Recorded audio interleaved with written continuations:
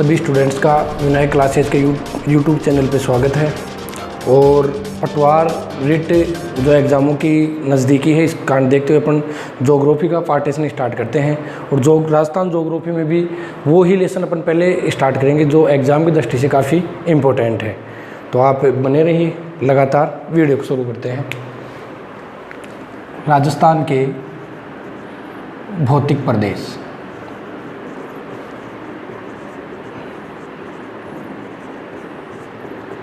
राजस्थान के भौतिक प्रदेश, यदि अपन राजस्थान के भौतिक प्रदेशों की बात करते हैं एग्ज़ाम की दृष्टि से ये काफ़ी चैप्टर इम्पोर्टेंट है, क्योंकि इसमें अपन राजस्थान की संपूर्ण झलक अपने को देखने को मिलती है राजस्थान के भौतिक प्रदेश के चैप्टर में।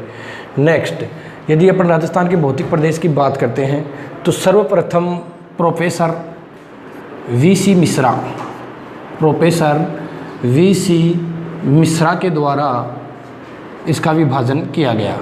Professor VC. मिश्रा के द्वारा यानी इसका विभाजन किया गया था। राजस्थान के यानी भौतिक प्रदेश का जो विभाजन है सर्वप्रथम किसके द्वारा किया गया?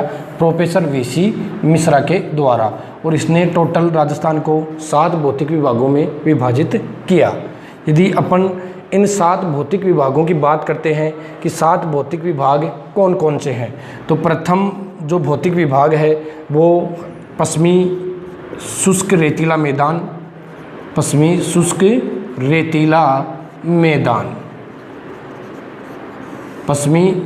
रेतीला मैदान। नेक्स्ट है अर्ध शुष्क मैदान, अर्ध शुष्क प्रदेश या मैदान क्षेत्र। नेक्स्ट पश्चिमी शुष्क रेतीला मैदान, अर्ध शुष्क क्षेत्र। नेक्स्ट नहरी क्षेत्र। तीसरा कौन सा है? नहरी क्षेत्र। नेक्स्ट इसके बाद में अपन बात करते हैं तो अरावली मध्य जो क्षेत्र है, अरावली मध्य क्षेत्र आ जाएगा इसमें। नेक्स्ट जो 5वां विभाग बताया दक्षिणी पूर्वी पठारी प्रदेश। नेक्स्ट इन्होंने जो विभाग यानी भौतिक विभाजन बताया वो है चंबल बीहड़ क्षेत्र। और एक है 7वां इनका पूर्वी औद्योगिक प्रदेश।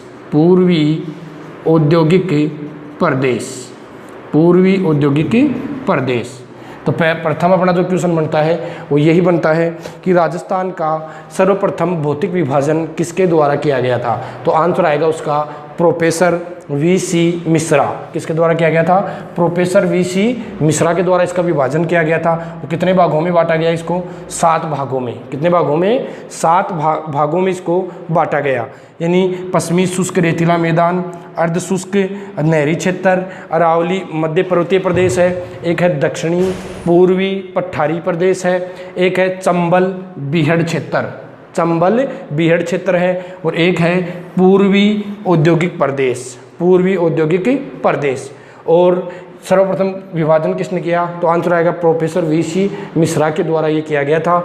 इनकी राजस्थान का जो भूगोल है पुस्तक प्रकाशित हुई थी 1968 में, उसमें उन्होंने ये विभाजन किया था। अपन बात करते हैं जैसे पश्चिमी शुष्क रेतीला मैदान में अपने जो प्रमुख रूप से ज़िले आते हैं वो आ जाएंगे जैसलमेर है, बाड़मेर है, बीकानेर है, जोधपुर है, ये पश्चिमी शुष्क रेतीला मैदान में आ जाएंगे। अर्ध शुष्क की अपन बात करेंगे तो अपने 25 सेमी वर्षा रेखा है उसके पश्चिम यानी पूर्व के जो ज़िले हैं, पूर्व के ज़िले अर्ध शुष्क में आते हैं और पश्चिम के ज़िले शुष्क में आते हैं। जैसे अपने अर्ध शुष्क में अपना शेखावाटी मान लो, सीकर, चूरू, झुंझुनू, नागौर, पाली, ये क्षेत्र कौन से में आएंगे? अर्ध शुष्क में आएंगे। नहरी क्षेत्र की बात करेंगे तो प्रॉपर इसमें ज़िले आते हैं गंगानगर और हनुमानगढ़ ज़िले इसमें आ जाएंगे। अरावली मध्य क्षेत्र, अरावली में अपने जैसे राजसमंद, उदयपुर, भीलवाड़ा ये वाले राजसमंद है, इसके अंतर्गत राजसमंद, उदयपुर, अजमेर ये वाले क्षेत्र आ जाएंगे। दक्षिणी पूर्वी पठारी प्रदेश, इसके अंतर्गत अपना हाड़ौती प्रदेश, कोटा, बूंदी, बारा, झालावाड़ आ जाएंगे। चंबल बीहड़ यानी चंबल नदी जिन जिलों से प्रभावित होती है 6 जिले वो इसमें शामिल हो जाएंगे। और पूर्व औद्योगिक प्रदेश में अपने जयपुर, अलवर, भरतपुर, धौलपुर ये जिले किसमें आ जाएंगे? पूर्वी औद्योगिक प्रदेश में सम्मिलित हो जाएंगे। तो ये प्रथम विभाजन किसका है? Professor VC. मिश्रा के द्वारा ये किया गया। नेक्स्ट, यदि भौतिक विभाजन या भौतिक विभाजन की अपन बात करते हैं तो इसमें आपको जो ध्यान में रखना है वो ये रखना है कि जो भौतिक विभाजन है वो किसके आधार पर, स्थलाकृति और यानी उच्चावच, स्थलाकृति व उच्चावच के आधार पर क्या किया जाता है, भौतिक विभाजन किया जाता है। यानी अभी स्थलाकृति उच्चावच के आधार पर अपने राजस्थान को कितने भागों में बांटा गया है, 4 भागों में। स्थलाकृति व उच्चावच के आधार पर, ये क्वेश्चन कई बार एग्जाम में पूछा गया है कि राजस्थान को स्थलाकृति व उच्चावच के आधार पर कितने भागों में बांटा गया है, तो आपका आंसर आएगा कितने भागों में बांटा गया है, 4 भागों में। यहाँ पर आपको ये समझना होगा कि स्थलाकृति का मतलब क्या होता है, जो पर्वत है, मैदान है, जो अपने पर्वत, मैदान, वनस्पति क्षेत्र आता है वो कौन से में आ जाता है, स्थलाकृतिक में। उच्चावच का मतलब होता है कोई क्षेत्र अपना ज़्यादा ऊंचाई में स्थित है, कई क्षेत्र नीचे स्थित हैं, वो सब के सब किस में आते हैं, उच्चावच में। यदि आपको पूछा जाए कि राजस्थान को भौतिक आधार पर कितने भागों में बांटा गया है या विभाजित किया गया है, तो आपका आंसर कितना रहेगा, 4 भागों में। जबकि प्रोफेसर वीसी मिश्रा ने कितने भागों में बांटा था, 7 भागों में सर्वप्रथम इन्होंने बांटा था। और ये प्रकाशन कब हुआ था, 1968 में। 1968 में क्या हुआ था, प्रकाशन हुआ था। नेक्स्ट, फिर अपन बात करते हैं इसकी नेक्स्ट कि स्थलाकृतिक आधार पर यानी उच्चावच से स्थलाकृतिक उच्चावच के आधार पर कितने भागों में बांटा गया है, तो इसको 4 भागों में बांटा गया है, उसके ऊपर चर्चा करते हैं। नेक्स्ट देखते हैं, 4 भागों में इसको बांटा गया है। 4 भागों में अपन यानी प्रथम दृष्टया बात करते हैं पश्चिमी रेतीला मैदान, पश्चिमी रेतीला मैदान, एक तो ये, या इसी को अपन बोलते हैं थार का मरुस्थल, थार का मरुस्थल, पश्चिमी रेतीला मैदान, या इसी को क्या बोलते हैं, थार का मरुस्थल बोलते हैं। नेक्स्ट, यदि अपन बात करेंगे नेक्स्ट, तो इसके बाद में है अपना अरावली पर्वतीय प्रदेश, अरावली पर्वतीय प्रदेश, अरावली पर्वतीय प्रदेश।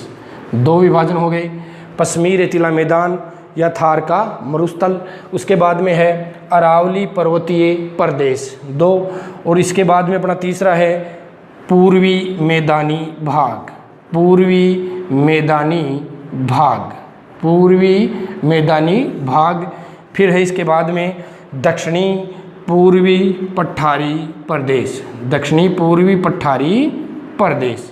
ये 4 भागों में विभाजित किया गया है, किसके आधार पर, तो स्थलाकृति व उच्चावच के आधार पर। तो पश्चिमी रेतीला मैदान या थार का मरुस्थल है, एक है अरावली पर्वतीय प्रदेश है, पूर्वी मैदानी भाग है, और दक्षिणी पूर्वी पठारी प्रदेश है। तो टोटल कितने भागों में बांट दिया गया, इसको 4 भागों में बांटा गया है। फिर अपन इन चारों का अध्ययन करेंगे कि भाई कौन कौन से हैं, इनमें इनकी क्या क्या विशेषताएं हैं। पश्चिमी रेतीला मैदान या थार का मरुस्थल, अरावली पर्वतीय प्रदेश, पूर्वी मैदानी भाग और दक्षिणी पूर्वी पठारी प्रदेश।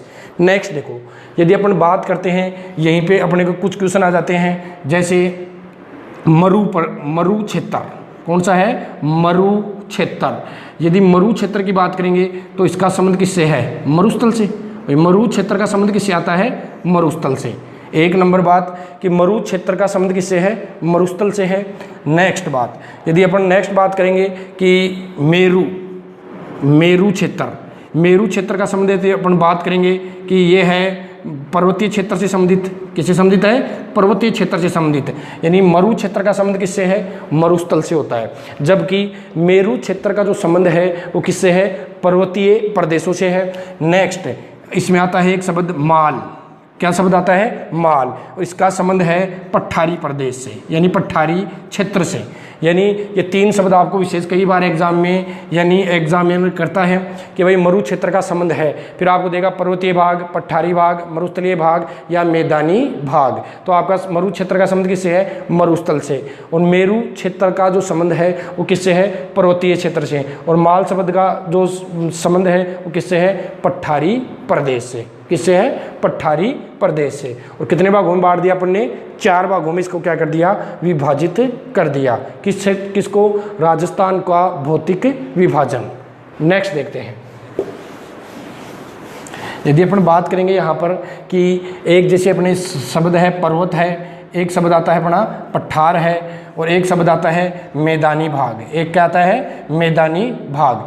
तो पर्वत क्या है? जो अपना पृथ्वी का जो धरातल है उससे ऊपर यानी उठी हुई जो चट्टानें होती हैं और जिनके ऊपर से आकृति शिखर नुमा होती है वो क्या कहलाते हैं? वो पर्वत की श्रेणी में आते हैं। जबकि पठार भी क्या है? ये भी सामान्य धरातल से ऊपर उठी हुए यानी चट्टानी भूभाग होता है, लेकिन ये ऊपर से क्या होते हैं? समतल होते हैं थोड़ी बहुत मात्रा में। इस कारण को क्या कहते हैं? पठार। और धरातल के जो समानांतर जो चट्टानें होती हैं, धरातल के समानांतर जो चट्टानें होती हैं वो कौन सा भाग कहलाता है? मैदानी भाग कहलाता है। नेक्स्ट देखो, आज अपन जो फर्स्ट अध्ययन करेंगे राजस्थान के भौतिकी प्रदेशों में वो है अपना पश्चिमी रेतीला मैदान। पश्चिमी रेतीला मैदान, पश्चिमी रेतीला मैदान, या अपन इसी को और क्या कह सकते हैं? थार का मरुस्थल। थार का मरुस्थल, इसका अपन अध्ययन करेंगे। पश्चिमी रेतीला मैदान या थार का मरुस्थल। और ये एग्जाम की दृष्टि से काफ़ी इम्पोर्टेंट है। इसके जो क्वेश्चन किस प्रकार के पूछे गए हैं या इसमें कौन से क्वेश्चन ज़्यादा इंपॉर्टेंट बनते हैं, कथन निष्कर्ष में कौन से बनते हैं, सबके ऊपर अपन क्या करेंगे? चर्चा करेंगे। तो पहले पश्चिमी रेतीला मैदान या थार का मरुस्थल। पहली बात, जो पश्चिमी रेतीला मैदान या थार का मरुस्थल है इसका निर्माण है वो चतुर्थ महाकल्प में इसका क्या हुआ है? निर्माण। किसमें निर्माण हुआ है? चतुर्थ महाकल्प, या क्या कह सकते हैं? नूतन महाकल्प, यानी चतुर्थ महाकल्प या नूतन महाकल्प के प्लीस्टोसीन काल में। कौन से काल में? प्लीस्टोसीन काल में। पहला क्वेश्चन एग्जाम में काफ़ी बार ये पूछा गया है कि पश्चिमी रेतीला मैदान या थार का मरुस्थल का निर्माण किस काल में हुआ? तो आपका आंसर आएगा चतुर्थ महाकल्प, या इसका क्या नाम का है? नूतन महाकल्प के कौन से काल में हुआ? तो आपका आंसर आएगा प्लीस्टोसीन काल में इसका क्या हुआ है? निर्माण। किसका? पश्चिमी रेतीला मैदान या थार का मरुस्थल का। नेक्स्ट, यदि अपन बात करेंगे कि पश्चिमी रेतीला मैदान या थार का मरुस्थल ये किसका भाग है या किसका अवशेष माना जाता है? तो आपका आंसर आता है टेथिस सागर का। किसका अवशेष माना जाता है? टेथिस सागर का ये क्या माना जाता है? अवशेष माना जाता है। कौन सा? थार का मरुस्थल या पश्चिमी रेतीला मैदान। तो पहली बात तो आपका ये निर्माण से क्वेश्चन बनता है कि कौन से चतुर्थ महाकल्प या नूतन महाकल्प के कौन से काल में हुआ इसका निर्माण? तो आपका आंसर आ जाएगा प्लीस्टोसीन काल में इसका निर्माण हुआ। नेक्स्ट, इसका ये किसका अवशेष माना जाता है? तो आपका ये अवशेष किसका माना गया है? तो आपका आंसर आएगा टेथिस सागर। किसका अवशेष माना जाता है? टेथिस सागर का क्या माना जाता है? अवशेष माना जाता है। नेक्स्ट बात, यदि अपन बात करेंगे राजस्थान को जो अपन ने 4 भौतिक भागों में बांटा है उनमें सबसे नवीनतम यानी नवीनतम जो भाग है वो कौन सा है? थार का मरुस्थल। 4 अपने हैं, अरावली पर्वतीय प्रदेश, फिर दक्षिणी पूर्वी पठारी प्रदेश, फिर उत्तरी पूर्वी मैदानी भाग या पूर्वी मैदानी भाग, और आखिरी का जो अपना है पश्चिमी रेतीला मैदान। ये सबसे क्या है? नवीनतम। ये क्या है? सबसे नवीनतम। और जबकि सबसे प्राचीन कौन सा है? अरावली पर्वतीय प्रदेश। और ये यानी किसका अवशेष माना जाता है? तो टेथिस सागर का अवशेष माना जाता है। इसका निर्माण कौन से काल में हुआ? तो चतुर्थ महाकल्प या नूतन महाकल्प के प्लीस्टोसीन काल में इसका क्या हुआ है? निर्माण हुआ है। किसका? थार के मरुस्थल का क्या हुआ है? निर्माण हुआ है। नेक्स्ट देखते हैं। देखो इसमें नेक्स्ट अपन आगे बढ़ते हैं इसी क्रम को कि जो थार का मरुस्थल है, इस थार के मरुस्थल यानी टर्शियरी काल। कौन सा काल? टर्शियरी काल। और टर्शियरी काल में अपन को पता है कि नवीनतम जो अपनी पर्वत श्रृंखला है हिमालय पर्वत श्रृंखला, जो कि विश्व की सर्वाधिक यानी ऊंचाई वाली पर्वत श्रृंखला है, उसका निर्माण कौन से काल में हुआ था? तो टर्शियरी काल में। कौन से काल में हुआ था? टर्शियरी काल में क्या हुआ था? निर्माण हुआ था। कौन से काल में? टर्शियरी काल में उसका क्या हुआ था? निर्माण हुआ था। यानी तृतीय महाकल्प। कौन सा महाकल्प है ये? तृतीय महाकल्प में उसका निर्माण हुआ था। और उस समय यानी कौन से काल में? टर्शियरी काल में या तृतीय महाकल्प में। यानी जो पश्चिमी रेतीला मैदान या थार का मरुस्थल है उसकी जगह क्या था? टेथिस सागर। क्या था? टेथिस सागर। और ये जो टेथिस सागर है, जो टेथिस सागर में आपको सबको पता है कि ये नदियों द्वारा अवसाद वगैरह जो निक्षेपण हुआ, भूसन्नति, इसके अंतर्गत अपन मान सकते हैं अपनी यानी यूरोपीय प्लेट और भारतीय उपमहाद्वीपीय प्लेट दोनों के टकराने से जो मलबा है उसमें सिकुड़न है, उन यानी सिकुड़न के द्वारा किसका निर्माण हुआ था? हिमालय पर्वतीय प्रदेश का निर्माण हुआ था। और वो कौन से काल में हुआ था? टर्शियरी काल में हुआ था। जबकि अपना जो पश्चिमी रेतीला मैदान है इसका निर्माण कौन से काल में हुआ है? प्लीस्टोसीन काल में इसका क्या हुआ है? निर्माण हुआ है। नेक्स्ट देखते हैं। नेक्स्ट अपन बात करेंगे कि जो थार का जो मरुस्थल है ये किसका भाग है? जो थार का मरुस्थल है ये किसका भाग माना जाता है? तो ये जो भाग है ये माना जाता है ग्रेट पेलियो आर्टिक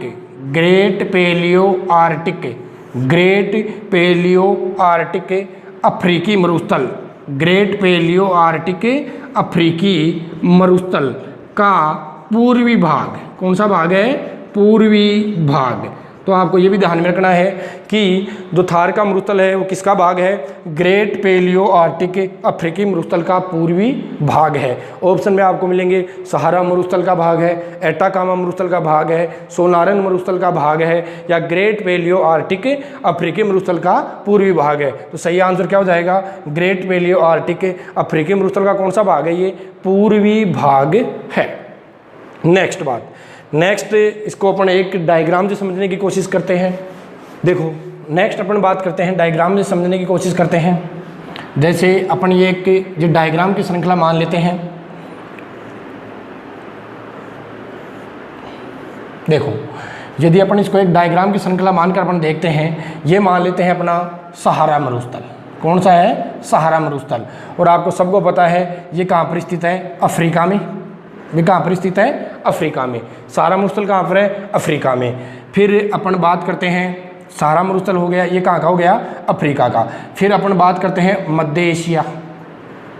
मध्य एशिया कौन सा है? मध्य एशिया। फिर अपना इधर मध्य एशिया के बाद में आ जाता है अरब क्षेत्र। मध्य एशिया के बाद में आता है अपना इधर पाकिस्तान। और पाकिस्तान के बाद में अपन मान लेते हैं भारत। क्या मान लेते हैं? भारत मान लेते हैं। तो अफ्रीका में यानी ग्रेट पेलियो आर्टिक अफ्रीकी मरुस्थल का ये भाग है। अपने अलग अलग भाग मानते हैं अपन कि जैसे अफ्रीका में ग्रेट पेलियो आर्टिक अफ्रीकी जो ग्रेट पेलियो आर्टिक अफ्रीकी मरुस्थल है उसका यानी किस नाम से जाना जाता है? तो सहारा। क्या बोलते हैं उसको? वहाँ पर उसके भाग को क्या बोलते हैं? ये यानी उसी का अवशेष माने जाते हैं, उसी के भाग माने जाते हैं। ग्रेट पेलियो आर्टिक अफ्रीकी मरुस्थल का कौन सा है? तो उसको वहाँ सहारा बोलते हैं। मध्य एशिया में इसको बोलते हैं कबीर। क्या बोलते हैं? कबीर। किसके नाम से जानेंगे? कबीर। मध्य एशिया यानी मध्य एशिया के कौन सा क्षेत्र की बात कर रहे हैं? ये अरब क्षेत्र की। कौन से क्षेत्र की बात कर रहे हैं? यहाँ पर अरब क्षेत्र की, जो अरब कंट्री है उनकी बात कर रहे हैं। वहाँ पर ग्रेट पेलियो आर्टिक अफ्रीकी मरुस्थल है, उसको किस नाम से जानेंगे? कबीर के नाम से वहाँ पर जानते हैं। नेक्स्ट बात करते हैं अपने भारत में, इसको यहाँ पर क्या कहेंगे? थार का मरुस्थल। क्या कहेंगे? थार का मरुस्थल। और जबकि पाकिस्तान में क्या कहेंगे? चोलिस्तान। क्या कहेंगे? चोलिस्तान। तो देखो ये डायग्राम आपको समझने में एग्जाम की दृष्टि से काफ़ी इंपॉर्टेंट रहेगा कि अफ्रीका में इसको क्या कहते हैं? सहारा। मध्य एशिया की मध्य एशिया की मैं यहाँ पर आपको बताना चाह रहा हूँ अरब कंट्री। कौन सी कंट्रियों की बात है? अरब कंट्रियों की बात है। यानी एशिया के और किसकी बात है? अफ्रीका। यानी ये अफ्रीका का भाग है और ये एशिया। इन दोनों अफ्रीका के और एशिया के मध्य में कौन से हैं? अरब देश। कौन से देश हैं? अरब देश। उन अरब देशों में इसको क्या कहेंगे? कबीर। क्या कहेंगे? कबीर। ये मध्य एशिया वैसे मत समझना कि एशिया का मध्य भाग है। ये मध्य का संबंध है एशिया और अफ्रीका के मध्यवर्ती, जो यानी दोनों के में आता है अरब क्षेत्र। कौन सा क्षेत्र आता है? अरब क्षेत्र। उसमें वो आप इनको यानी किस नाम से जानेंगे? कबीर के नाम से जानेंगे। और पाकिस्तान में क्या कहते हैं? इसी मरुस्थल का नाम क्या है? चोलिस्तान। और भारत में इसको क्या कहते हैं? थार का मरुस्थल। ये सब के सब किसके भाग हैं? तो आपका आंसर एक ही आएगा, great paleo Arctic. Great paleo Arctic. Great paleo Arctic अफ्रीकी मरुस्थल के ही भाग हैं। कौन से? सहारा, कबीर, चोलिस्तान व थार का मरुस्थल। ये सब के सब किसके भाग हैं? तो आंसर एक ही आएगा आपका, ग्रेट पेलियो आर्टिक अफ्रीकी मरुस्थल के ही भाग हैं। नेक्स्ट देखते हैं। नेक्स्ट बात करते हैं। अब ये तो थी अपनी कुछ सामान्य बातें, यानी विश्व के संदर्भ में अपन बातें कर रहे थे। कि भाई इसकी स्थिति क्या है। अब सॉरी, विश्व के संदर्भ में और जानकारी प्राप्त करते हैं कि अपने को थार के मरुस्थल के विश्व के संदर्भ को लेकर क्या क्वेश्चन कर सकता है। विश्व को संदर्भ को लेकर बात करेंगे। विश्व में थार का मरुस्थल यानी क्षेत्रफल में कौन से नंबर पे आता है? 17वें नंबर पे। विश्व में थार के मरुस्थल का स्थान यानी क्षेत्रफल में कौन से नंबर का है? तो आपका आंसर क्या आएगा? 17वें नंबर का सबसे बड़ा मरुस्थल है। कौन सा है? तो आंसर आएगा थार का मरुस्थल। कितने नंबर पे है? 17वें नंबर पे। जबकि उपोषण दृष्टि से, कौन सी दृष्टि से? उपोषण दृष्टि से इसका स्थान कौन सा मानते हैं अपन? 9वां स्थान। यानी इससे 8 और है जो शुष्क मरुस्थल है और इसका स्थान अपना कौन सा आता है? 9वां स्थान। यानी उपोषण दृष्टि से अपना कौन सा स्थान है थार के मरुस्थल का? किस मरुस्थल की बात करें अपन? थार के मरुस्थल का कौन सा भाग है, यानी कौन सा स्थान है? तो आंसर आएगा 9वां। जबकि क्षेत्रफल में कितने नंबर पे आता है? 17वें नंबर पे। यानी सबसे बड़ा सारा मरुस्थल है और 17वें नंबर पे पड़ा कौन सा मरुस्थल है? तो थार का मरुस्थल। कितने नंबर पे है? 17वें नंबर पे। जबकि उपोषण दृष्टि से इसका कौन सा स्थान मान सकते हैं अपन? 9वां स्थान। उपोषण दृष्टि से कौन सा स्थान मानते हैं? 9वां स्थान मानते हैं। नेक्स्ट बात, थार के मरुस्थल की अपन नेक्स्ट बात करेंगे तो विश्व का सर्वाधिक जनसंख्या वाला, विश्व का सर्वाधिक जनसंख्या वाला मरुस्थल भी किसको मानते हैं? तो भी यानी विश्व में जनसंख्या की दृष्टि से सर्वाधिक संपन्न यानी सबसे बड़ा मरुस्थल किसको मान सकते हैं अपन? थार के मरुस्थल को। कि सर्वाधिक जनसंख्या कौन से मरुस्थल में निवास करती है? तो आंसर क्या आएगा? थार का मरुस्थल। इसी में आपको आएगा कि विश्व में सर्वाधिक जैव विविधता, विश्व में सर्वाधिक जैव विविधता वाला मरुस्थल भी कौन सा है? तो भी आंसर किसका आएगा? थार का मरुस्थल का। कौन सा स्थान है? प्रथम स्थान है। जनसंख्या में भी कौन सा स्थान है? प्रथम स्थान है। और जनसंख्या घनत्व है, और जनसंख्या घनत्व है, जनसंख्या घनत्व में भी थार के मरुस्थल का कौन सा स्थान है? तो भी आपका आएगा प्रथम स्थान ही है। कौन सा स्थान है? प्रथम स्थान है। तो पहली बात, थार का मरुस्थल है जो क्षेत्रफल में या बड़ा में 17वें नंबर पे आता है। और थार का मरुस्थल उपोषण दृष्टि से कौन से स्थान पे है? 9वें स्थान पे है। जनसंख्या घनत्व में प्रथम स्थान पे है, जनसंख्या में प्रथम स्थान पे है। और जैव विविधता में भी अपना मरुस्थल वो थार का मरुस्थल कौन से स्थान पे है? प्रथम स्थान पर आता है। कौन सा मरुस्थल आता है? थार का मरुस्थल आता है। फिर इसके बाद में अपन बात करते हैं कि थार का जो मरुस्थल है इसका विस्तार कितने देशों में है? थार के मरुस्थल का विस्तार कितने देशों में है? तो पाकिस्तान में है। और अपने कहाँ पर है? भारत में है। पाकिस्तान में और कहाँ पर है? भारत में। किसका विस्तार है? थार के मरुस्थल का विस्तार है। कहाँ कहाँ पर? एक तो पाकिस्तान में और एक कहाँ पर है? भारत में। पाकिस्तान में क्या कहेंगे इसको? चोलिस्तान। पाकिस्तान में थार के मरुस्थल को किस नाम से जानते हैं? तो आपका आंसर क्या आएगा? चोलिस्तान के नाम से जानते हैं। और ये भारत में यह मरुस्थल क्या कहलाता है? थार का मरुस्थल कहलाता है। क्या कहलाता है? थार का मरुस्थल कहलाता है। नेक्स्ट बात करते हैं थार के मरुस्थल की। तो थार का मरुस्थल यहाँ से अपन एक और कर सकते हैं विभाजित कि थार का मरुस्थल भारत के कितने राज्यों में अवस्थित है? कितने राज्यों में अवस्थित है? थार का मरुस्थल भारत के कितने राज्यों में अवस्थित है? तो आपका आंसर हो जाएगा 4। कितने राज्यों में अवस्थित है? 4 राज्यों में ये क्या है? फैला हुआ है। यानी विश्व में कितने देशों में फैला हुआ है? तो 2, एक तो पाकिस्तान और दूसरा कौन सा है? भारत। नेक्स्ट, यदि अपन बात करेंगे कि भारत के कितने राज्यों में फैला हुआ है तो आंसर कितना आएगा? 4 राज्यों में क्या है? ये फैला हुआ है। कितने राज्यों में फैला हुआ है? टोटल 4 राज्यों में ये फैला हुआ है। 4 राज्य कौन कौन से हैं? यदि अपन बात करेंगे तो अपना एक तो हो गया राजस्थान। कौन सा हो गया? राजस्थान। एक कौन सा हो जाएगा? गुजरात। एक कौन सा है? गुजरात। एक कौन सा है? पंजाब। एक कौन सा है? पंजाब। और एक कौन सा है? हरियाणा। एक कौन सा है? हरियाणा। तो आपके सामने 2 क्वेश्चन बन गए कि कितने देशों में फैला हुआ है? तो आंसर कितना आएगा? 2 देशों में फैला हुआ है। यदि आपसे पूछा जाए कि भारत के कितने राज्यों में फैला हुआ है तो आपका आंसर कितना आएगा? 4 राज्यों में क्या है? ये फैला हुआ है। कौन कौन से हैं 4 राज्य? राजस्थान, गुजरात, पंजाब और 4 नंबर पे कौन सा है? हरियाणा। टोटल कितने राज्यों में फैला हुआ है? 4 राज्यों में फैला हुआ है। नेक्स्ट, फिर और डीपली इसको अपन ले सकते हैं यहीं पे कि राजस्थान के कितने जिलों में फैला हुआ है? तो आंसर कितना आएगा? 12 जिलों में ये फैला हुआ है। राजस्थान के कितने जिलों में फैला हुआ है? 12 जिलों में फैला हुआ है। कौन सा मरुस्थल? थार का मरुस्थल। कितने जिलों में फैला हुआ है? 12 जिलों में ये क्या है? फैला हुआ है। नेक्स्ट चर्चा करते हैं, देखो आगे। नेक्स्ट बात करते हैं, एक अपन काल्पनिक राजस्थान का निर्माण करते हैं। देखो, इसका जो विस्तार है किसका? थार के मरुस्थल का। थार का मरुस्थल कौन से 12 जिलों में फैला हुआ है? अब एग्जामिनर ये तो है नहीं कि इतना सा क्वेश्चन पूछेगा कि भाई इसका विस्तार कितने जिलों में है, तो आंसर आता है 12 जिले। 12 जिले सबको पता है। अब आपको एग्जामिनर क्या देगा? सुमलित करो, यानी क्रम दे देगा कि निम्नलिखित में से कौन सा असुमलित है या कौन सा इनमें से 4 में से सुमलित है। जैसे आपको दे देगा पाली, नागौर, सिरोही, आपको दे देगा जैसलमेर, बीकानेर, बाड़मेर, इस प्रकार से आपको कोई सा भी दे सकता है। तो अपन बात करते हैं एकदम बिल्कुल काल्पनिक है। सबको पता है कि यहाँ पर अपना कौन सा जिला आता है? गंगानगर। कौन सा जिला है? गंगानगर। यहाँ पर गंगानगर है। गंगानगर के जस्ट बाद में कौन सा आता है? बीकानेर। कौन सा है? बीकानेर। बीकानेर के बाद में कौन सा जिला आता है? जैसलमेर। कौन सा आता है? जैसलमेर। और जैसलमेर के बाद में कौन सा आता है? बाड़मेर। कौन सा आता है? बाड़मेर। और बाड़मेर के बाद में यहाँ पर कौन सा आता है? झालोर। कौन सा आता है? झालोर। कितने जिले हो गए? गंगानगर, बीकानेर, जैसलमेर, बाड़मेर और झालोर, यानी टोटल अपने कितने जिले हो गए? 5 जिले हो गए। फिर इधर अपना है हनुमानगढ़। कौन सा आता है? हनुमानगढ़। हनुमानगढ़ के जस्ट नीचे इधर की तरफ बात करते हैं तो आता है चूरू। यहाँ से अपन बात कर लेते हैं तो यहाँ पर अपन आ जाता है जोधपुर। कौन सा आ जाता है? जोधपुर जिला आ जाता है।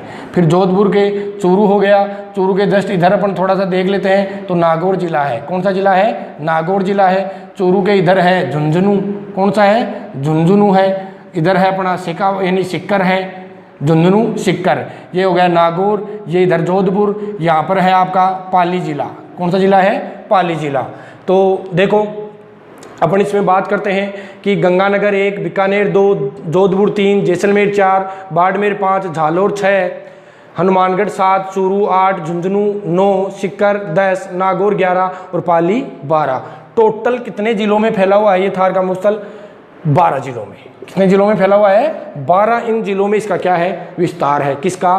थार के मरुस्थल का। और अपन यानी एक काल्पनिक रूप से मान लेते हैं कि ये अपनी 50 सेमी क्या है? वर्षा रेखा। कौन सी रेखा है? 50 सेमी वर्षा रेखा है, या अरावली पर्वतीय प्रदेश मान लेते हैं, यानी 50 सेमी वर्षा रेखा, जो कि राजस्थान को कितने भागों में बांटती है? 2 भागों में विभाजित करती है, यानी अरावली वृष्टि छाया प्रदेश। कौन सा प्रदेश है ये? अरावली का वृष्टि छाया प्रदेश। अरावली वृष्टि छाया प्रदेश है ये। कौन सा प्रदेश है?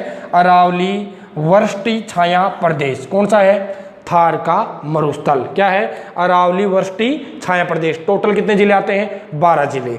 अब देखो राजस्थान पुलिस में 1-2 बार क्वेश्चन पूछा गया था कि थार के मरुस्थल का प्रवेश द्वार, यानी अपने यहाँ राजस्थान में थार के मरुस्थल का प्रवेश द्वार पूछे तो आंसर क्या आएगा? जोधपुर। राजस्थान में थार के मरुस्थल का प्रवेश द्वार किस जिले को मानते हैं? तो आंसर क्या आएगा? जोधपुर। एक बात। दूसरा बात पूछ ले कि थार के मरुस्थल का केंद्र, थार के मरुस्थल का केंद्र, तो भी आंसर क्या करोगे? जोधपुर। पहला क्वेश्चन कि थार के मरुस्थल का प्रवेश द्वार राजस्थान के किस जिले को मानते हैं, तो प्रवेश द्वार का आंसर क्या कर दोगे? जोधपुर। और यदि आपसे पूछ ले कि राजस्थान में थार के मरुस्थल का केंद्र कौन सा है, तो केंद्र का भी आंसर क्या आएगा? जोधपुर ही आएगा। कौन सा आएगा? जोधपुर ही आएगा। नेक्स्ट थार के मरुस्थल की नेक्स्ट बात करते हैं कि थार का मरुस्थल भारत के संदर्भ में अपन बात करते हैं तो भारत में निम्न वायु दाब का केंद्र, भारत में निम्न वायु दाब का केंद्र, भारत में निम्न वायु दाब का केंद्र कहाँ पर बनता है? तो आंसर क्या आएगा? थार का मरुस्थल। निम्न वायु दाब का केंद्र कहाँ पर बनता है? थार के मरुस्थल में या पश्चिमी रेतीला मैदान में। क्या बनता है? निम्न वायुदाब का केंद्र। और निम्न वायुदाब का केंद्र बनता है इस कारण ये मानसून को क्या करता है? आकर्षित करता है। क्योंकि आपको सबको पता है कि अपनी जो प्रकृति है वो किस प्रकार की है कि यहाँ पर निम्न वायुदाब का केंद्र बना तो उच्च वायुदाब से यहाँ पर क्या आएंगी? पवनें आती हैं और जो कि वर्षा करने में क्या होती हैं? सहायक होती हैं। तो निम्न वायुदाब का केंद्र कहाँ पर बनता है? थार के मरुस्थल में या पश्चिमी रेतीला मैदान में। अब देखो आपने एक क्वेश्चन देखा था इसमें कि विश्व का सर्वाधिक जैव विविधता वाला मरुस्थल है, विश्व का सर्वाधिक जैव विविधता वाला मरुस्थल अपना कौन सा है? तो आंसर आता है इसका क्या आता है?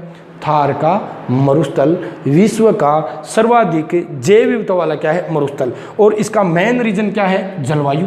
इसका मेन रीजन जैव विविधता का क्या है? जलवायु। और जलवायु कितने प्रकार की पाई जाती है थार के मरुस्थल में? तो 2 प्रकार की।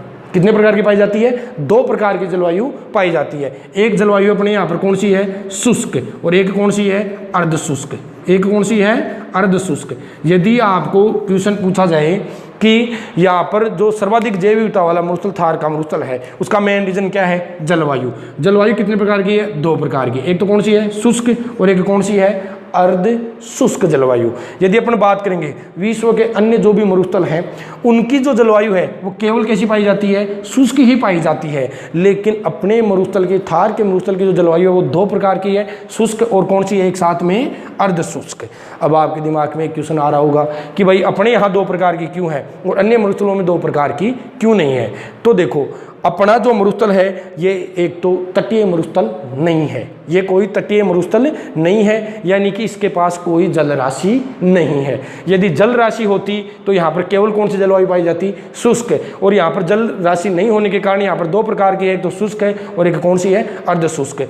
और आपको पता है कि जल राशि न होने के कारण यहाँ पर क्या बनता है? निम्न वायु दाब का केंद्र बनता है। जैसे आपको पता है कि जैसे ऑस्ट्रेलिया में है, ऑस्ट्रेलिया जो मरुस्थल है, गिब्सन मरुस्थल है, उनमें उसके यानी तटीय मरुस्थल है वो, और उसके यानी पास से जो धारा चलती है वो चलती है पश्चिमी ऑस्ट्रेलियाई ठंडी धारा है। कैसी धारा है? ठंडी धारा है। यदि उत्तरी अमेरिका महाद्वीप की बात करेंगे तो वहाँ पर एक है सोनारन मरुस्थल। सोनारन जो मरुस्थल है उसके पास से आपको पता है कैलिफोर्निया की ठंडी धारा चलती है। कौन सी धारा चलती है? कैलिफोर्निया की ठंडी धारा चलती है। यानी और बात करेंगे अपने यहाँ दक्षिण अमेरिका में एटाकामा मरुस्थल है, और एटाकामा मरुस्थल के पास से यानी कौन सी धारा चलती है? तो पेरू की धारा चलती है। तो वो सब की सब कैसी हैं? ठंडी। लेकिन अपने यहाँ पर कोई धारा नहीं चलती है, और इस कारण यहाँ पर किसका निर्माण होता है? निम्न वायु दाब का निर्माण होता है। इस कारण यहाँ पर कितने प्रकार की जलवायु है? शुष्क और अर्ध शुष्क। टोटल कितने प्रकार की जलवायु हो गई? 2 प्रकार की।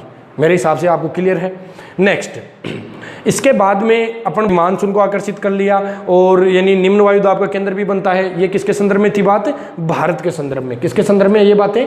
भारत के संदर्भ में। नेक्स्ट देखते हैं आगे। यदि नेक्स्ट अपन बात करते हैं, अब अपन बात करते हैं अपने राजस्थान के संदर्भ को लेकर। किसके संदर्भ को लेकर? विश्व का संदर्भ अपन ने देख लिया, भारत का संदर्भ अपन ने देख लिया कि भारत के भाई 4 राज्यों में ये फैला हुआ है, और 4 राज्यों में फैला हुआ है, निम्न वायु दाब का केंद्र बनाता है भारत में। भारत में क्या? भारतीय उपमहाद्वीप में भी आप बात कह सकते हो इसको। और इसमें अपन बात कर रहे थे वर्षा में भी क्या है? सहायक, यानी मानसून को क्या करता है? आकर्षित करता है। नेक्स्ट बात, राजस्थान के संदर्भ की बात करते हैं। किसके संदर्भ की बात करते हैं? राजस्थान के संदर्भ की बातें करते हैं। तो राजस्थान के संदर्भ में अपन चर्चा करेंगे कि राजस्थान के कुल क्षेत्रफल, राजस्थान के कुल क्षेत्रफल के यानी 61.11% भाग पर फैला हुआ है। कितने प्रतिशत भाग पर? 61.11, यानी आप कह सकते हो 1,75,000 वर्ग किलोमीटर में। कितने में फैला हुआ है? राजस्थान में 1,75,000 वर्ग किलोमीटर में क्या है? फैला हुआ है। यानी कुल क्षेत्रफल के बात करेंगे तो 61.11% भूभाग पे फैला हुआ है राजस्थान के, और एक यानी इसको अपन कन्वर्ट करते हैं तो 1,75,000 वर्ग किलोमीटर में ये क्या है? फैला हुआ। कौन सा मरुस्थल? थार का मरुस्थल। नेक्स्ट बात, यदि बात करेंगे कि राजस्थान की कितनी प्रतिशत जनसंख्या यहाँ पर निवास करती है, राजस्थान की कितनी प्रतिशत जनसंख्या यहाँ पर निवास करती है, तो आपका आंसर क्या आएगा? 40% जनसंख्या। कितने प्रतिशत जनसंख्या निवास करती है? 40% यहाँ पर क्या निवास करती है? जनसंख्या निवास करती है। कहाँ पर? थार के मरुस्थल के जो ये 12 जिले हैं उसमें राजस्थान की कितनी जनसंख्या निवास करती है? तो आपका आंसर कितना आएगा? 40% जनसंख्या यहाँ पर क्या करती है? निवास करती है। तीसरी बात, यानी कुल क्षेत्रफल हो गया, राजस्थान की जनसंख्या होगी, कुल कितने जिले सम्मिलित किए थे अपन ने, तो कुल कितने जिले आते हैं राजस्थान के इसमें, तो आपका आंसर कितना हो गया? इसमें टोटल कितने जिलों को सम्मिलित किया जाता है? राजस्थान के 12 जिलों को क्या करते हैं? सम्मिलित करते हैं। किसमें? थार के मरुस्थल में। नेक्स्ट, यदि अपन बात करेंगे कि इसकी औसत यानी ऊंचाई, इस क्षेत्र की औसत ऊंचाई, तो इसकी औसत ऊंचाई 200 से लेकर कितने मीटर तक है? 300 मीटर तक। 200 से लेकर 300 मीटर तक इसकी क्या है? औसत ऊंचाई। यानी जो स्तूप वाला जो भाग है अपना, उसमें कितने मीटर तक आ जाती है? 300 मीटर तक, कितने मीटर तक आती है? 300 मीटर तक आती है। जबकि अन्य जो धरातल है यानी समतल धरातल है, उबड़ खाबड़ थोड़ा बहुत, उसमें कितनी है? 200 मीटर तक। कितने मीटर तक है? 200 मीटर तक। नेक्स्ट बात करेंगे अपन इसमें कि औसत ऊंचाई हो गई। नेक्स्ट इसकी लंबाई है 640 किलोमीटर। कितनी किलोमीटर है? 640 किलोमीटर। जबकि इसकी चौड़ाई है इसकी लगभग 300 किलोमीटर। कितनी का है? 300 किलोमीटर तक इसकी क्या है? चौड़ाई। किसकी?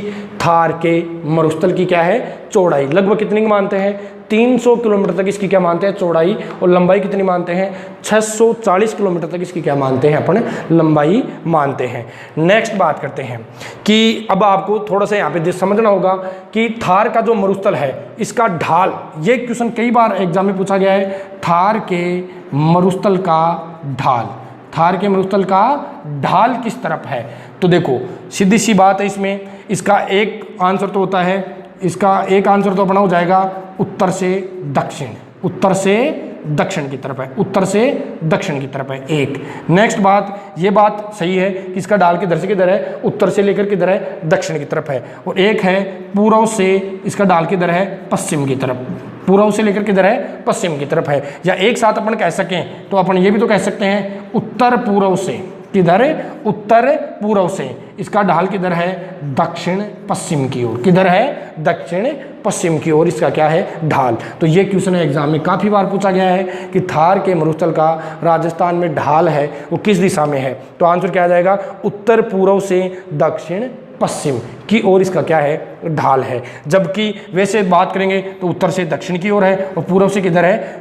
पश्चिम की ओर इसका क्या है? ढाल। यानी ये लंबाई इसकी है वो कितनी है? 640 किलोमीटर मान लो, और इसकी चौड़ाई कितनी है? 300 किलोमीटर तक। यानी 300 किलोमीटर तक इसकी क्या है? टोटल चौड़ाई। जबकि इसकी लंबाई कितनी मान के चलेंगे? 640 किलोमीटर इसकी टोटल क्या हो जाएगी? लंबाई। नेक्स्ट देखो, इसका एक जो क्वेश्चन पूछा गया था वो पूछा गया है कि इसका जो अक्षांशीय व देशांतरीय विस्तार कितना है? अक्षांशीय व देशांतरीय विस्तार किसका? थार का मरुस्थल का। तो थार के मरुस्थल के अपन अक्षांशीय व देशांतरीय विस्तार की बात करेंगे तो इसका जो है अक्षांशीय व देशांतरीय विस्तार, यानी अक्षांशीय विस्तार की बात करेंगे तो 25 डिग्री से लेकर 30 डिग्री उत्तरी अक्षांश, 25 डिग्री से लेकर 30 डिग्री उत्तरी अक्षांश के मध्य फैला हुआ है। अक्षांशीय विस्तार की यदि अपन बात करते हैं तो किन के बीच में स्थित है ये? 25 डिग्री उत्तरी अक्षांश और 30 डिग्री उत्तरी अक्षांश के जो बीच का जो भाग है वो कौन सा है? थार का मरुस्थल है। जबकि देशांतरीय विस्तार की यदि अपन बात करते हैं, कौन से विस्तार की बात करते हैं? देशांतरीय विस्तार की अपन यदि बात करते हैं तो जैसलमेर से शुरू हो जाता है, यानी 69 डिग्री 30 से लेकर 76 डिग्री 45, यानी 69 30 से 76 डिग्री 45 के जो मध्य, यानी कौन सा देशांतर है अपना? पूर्वी। कौन सा देशांतर है? पूर्वी देशांतर। इनके जो मध्य में है वो किसका विस्तार है? थार के मरुस्थल का क्या है? विस्तार है।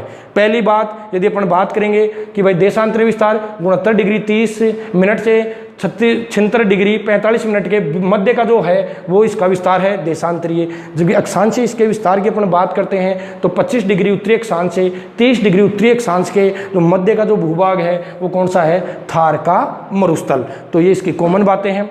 कुल क्षेत्रफल राजस्थान के एक जो अपने एग्जाम में जो क्वेश्चन पूछा जाता है वो पूछा जाता है थार के मरुस्थल का राजस्थान में अक्षांशीय व देशांतरीय विस्तार। यदि अपन बात करेंगे देशांतरीय विस्तार की तो 69 डिग्री 30 मिनट से 76 डिग्री 45 मिनट का जो मध्य का जो क्षेत्र है वो कौन सा है? थार का मरुस्थल। और अक्षांशीय विस्तार की बात करेंगे तो 25 डिग्री से लेकर 30 डिग्री के जो मध्य का जो भूभाग है वो कौन सा क्षेत्र है? अपना थार का मरुस्थल। यानी अक्षांशीय विस्तार 25 से लेकर 30 के बीच का है और जो देशांतर विस्तार है 69 डिग्री 30 से लेकर 76 डिग्री 45। कौन सा देशांतर है? पूर्वी देशांतर।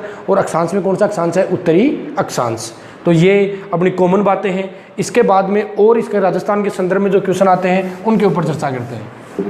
देखो नेक्स्ट बात करते हैं यहाँ की जो कृषि इस क्षेत्र में, यानी थार के मरुस्थल के पश्चिमी रेतीला मैदान में किस प्रकार की कृषि की जाती है? तो यहाँ पर जो कृषि की जाती है इस क्षेत्र में वो कृषि है बारानी कृषि। कौन सी कृषि है? बारानी कृषि। बारानी कृषि का मतलब है कि यहाँ पर जो सर्वाधिक मात्रा में है वो क्या बोए जाते हैं? जैसे मोठ है, ग्वार है, बाजरा है, ये जो फसलें हैं वो अपने कौन से क्षेत्र में बोई जाती हैं ज़्यादा, यानी थार के मरुस्थल यानी पश्चिमी रेतीला मैदान में। मोट, ग्वार व बाजरा, यानी कौन सी कृषि हो गई है अपनी, बारानी कृषि। नेक्स्ट इसके बाद में अपन कृषि के बाद में इसकी बात करते हैं तो एक जो क्वेश्चन है इसमें ही बनता है रुक्ष प्रदेश। ये क्वेश्चन कई बार एग्जाम में आया है कि रुक्ष जो प्रदेश है उसका संबंध किस भौतिक प्रदेश से है राजस्थान के। तो जो रुक्ष प्रदेश है वो है अपना पश्चिमी रेतीला मैदान। कौन सा है, पश्चिमी रेतीला मैदान। और ये भी एक बार क्वेश्चन आया था फर्स्ट ग्रेड में कि रुक्ष प्रदेश की उपमा किसके द्वारा दी गई थी। तो आंसर आएगा आपका ईश्वरी प्रसाद के द्वारा। किसके द्वारा दी गई थी, ईश्वरी प्रसाद के द्वारा इस प्रदेश को कौन सा प्रदेश कहा गया, रुक्ष प्रदेश कहा गया। जबकि इसको अपने यानी जो थार का मरुस्थल है उसको अपन यहाँ पर थली के नाम से भी जानते हैं। किस नाम से भी जानते हैं, थली उपनाम से भी इसको जानते हैं। जबकि ईश्वरी प्रसाद ने कौन सा कहा है इसको, रुक्ष प्रदेश। तो रुक्ष प्रदेश और थली ये दोनों ही उपनाम किसके हैं, अपने थार के मरुस्थल के क्या है, दोनों उपनाम है। नेक्स्ट कृषि की बात हो गई अपनी, ये इसके उपनामों की भी बात हो गई। नेक्स्ट यदि अपन बात करते हैं तापमान, यदि अपन तापमान की यहाँ की बात करते हैं तो तापमान गर्मी यानी ग्रीष्म ऋतु में यहाँ का तापमान 49 डिग्री सेंटीग्रेड तक चला जाता है। जबकि शीत ऋतु में 3 डिग्री सेंटीग्रेड, कई बार माइनस में भी यहाँ पर तापमान चला जाता है। ये कौन सी ऋतु में है, शीत ऋतु में। और ये कौन सी ऋतु में है, ग्रीष्म ऋतु में। तो ये तापमान की बात हो गई अपने। नेक्स्ट अपने यहाँ के तापमान, कृषि, उपनाम इन आदि की बात कर ली।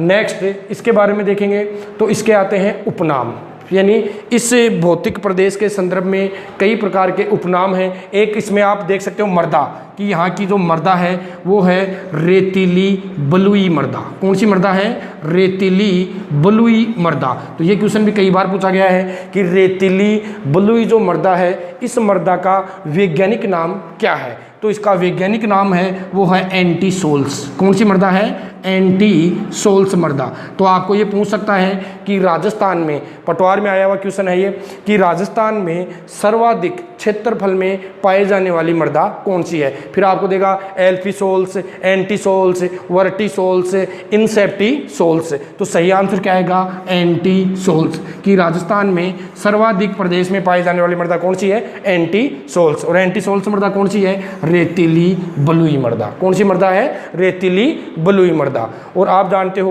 कि थार के मरुस्थल में जो सर्वाधिक जो अपर्दन होता है वो वायु के द्वारा होता है। किसके द्वारा होता है, वायु के द्वारा। क्या होता है, सर्वाधिक अपर्दन होता है। और वायु के द्वारा जो अपर्दन होता है और इससे जो आकृतियां बनती हैं या जो मैदानी भाग बनता है उसको बोलते हैं लोएस का मैदान। कौन सा मैदान बोलते हैं, लोएस का मैदान। यानी जो थार के मरुस्थल में वायु अपर्दन हो जाता है और अपर्दन के उपरांत जो आकृतियां या जो मैदान है वो कौन सा मैदान है, यानी जो मैदानी भाग बनेगा थार के मरुस्थल में अपर्दन से जो मैदानी भाग बनेगा वो कौन सा है, लोएस का मैदान। और आपको सबको पता है कि जो लोएस का मैदान है वो चीन देश का क्या है, प्रसिद्ध है। और इस लोएस के मैदान में चीन में सर्वाधिक मात्रा में क्या होता है, चावल की कृषि की जाती है। कहाँ पर की जाती है, चीन में। किसकी कृषि की जाती है, चावल की कृषि की जाती है।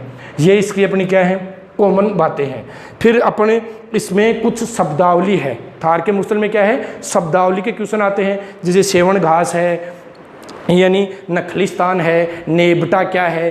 काफ़ी इसके कुछ वर्ड हैं जो एग्जाम में पूछे जाते हैं। तो अपन ने इसका एक पार्ट ये हो गया और एक पार्ट अपन थार के मरुस्थल का और बनाएंगे। और आप इसी प्रकार से बने रहें और चैनल को सब्सक्राइब करें और इसका दूसरा पार्ट आएगा। थैंक्स सभी को।